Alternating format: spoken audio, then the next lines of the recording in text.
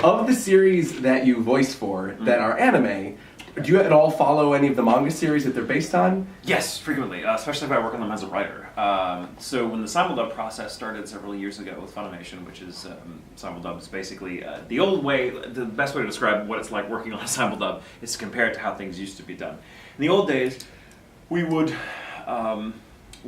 Funimation would acquire the license for a property that had already come out in its entirety in the original Japanese, and the dub would usually come out 6 months to a year later. Sometimes longer, sometimes shorter, depend. But there was quite a breadth of time between. And in that time, people had seen it, so there was already kind of an existing fan base. And so dubs kind of had to compete with this perception among fans that are like, you don't sound like the person that I've been watching for the past year, and which is totally valid. And so, and of course there was the whole piracy issue, and the longer something had been out, the more people had downloaded it illegally, not necessarily knowing they had. But so it was a crazy thing. So they decided, hey, why don't we get with Japan and be like, hey, while you guys are making like episode 2, we'll dub episode 1, and we'll kind of put it out side by side, so that there's fans have to wait less time to get it here in the States. What that meant for writers is, whereas I used to have about a week to 2 weeks to write a dub script for one 23-minute episode, and write from exhaustive materials where I had the entire season, or whatever was out, I had available to watch from the licensor to get a grip of like what's the story arc, who lives, who dies, who's the bad guy, who isn't, all that kind of stuff. I had access to the whole story, which was wonderful to adapt with.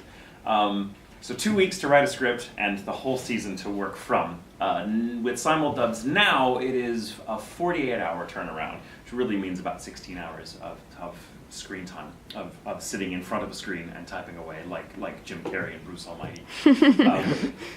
And when you're working on adapting episode 1, they're frequently still making episode 2 in Japan, so you don't necessarily know where the wider story arc is going. Unless you have access to the manga and you know that it's going to follow the manga pretty closely. Do you have any pre-recording exercises that you do, or do you just go in there and you're just ready? I remember the days where I used to warm up. Now though, it's so much a part of what I do that I just kind of walk in and I'm like, oh yeah, let's go. It's kind of strange, but yeah, I just try to. Basically, it's changing your lifestyle in general to take better care of your voice. And not waiting until you warm up to realize, oh, I shouldn't have had that drink last night.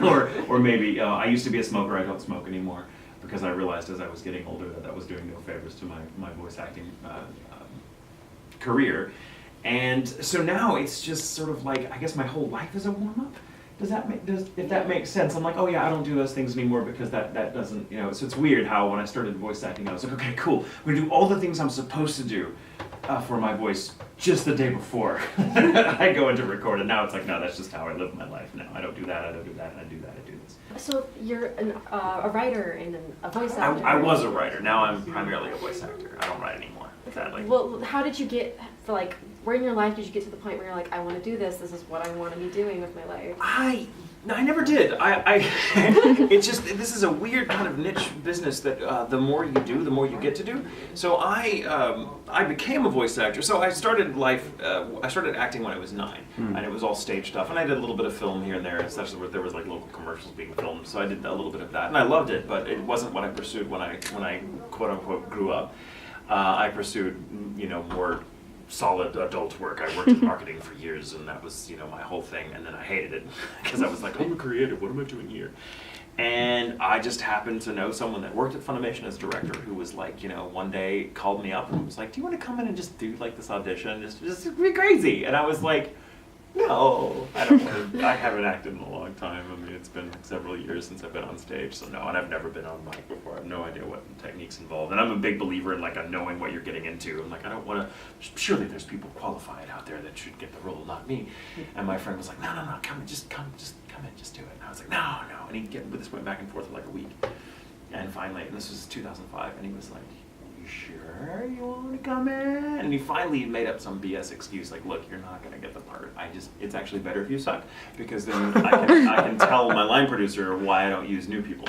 And so you'll be great. You'll be, I'm like, oh, okay, I can do that. I can come in and I completely suck, and then we'll laugh and never speak of it again, and then go out for drinks afterwards. Oh, great. So I came in, It was a Sunday afternoon, and it was a 4-hour-long recording session. That was my audition. And coming from a stage background, I was like, 4 hours to audition? What the hell is that? Like, that doesn't... What? And I said something afterward, and I was like learning all the ropes, like, and okay, this is what a closed mouth reaction is, and that's how it's written. The script looks very different for a dub than it does any other kind of project. It's just that there's a lot of technical jargon and time coding and stamps and loops you have to get used to. And I was like, this is so weird, and it was so, in my head, it was so the opposite of everything I had come to expect of acting, and I was like, how does anyone do this? And apparently I did okay, and I walked out of the booth and signed a bunch of NDAs, which I thought were NDAs. Not all of them were.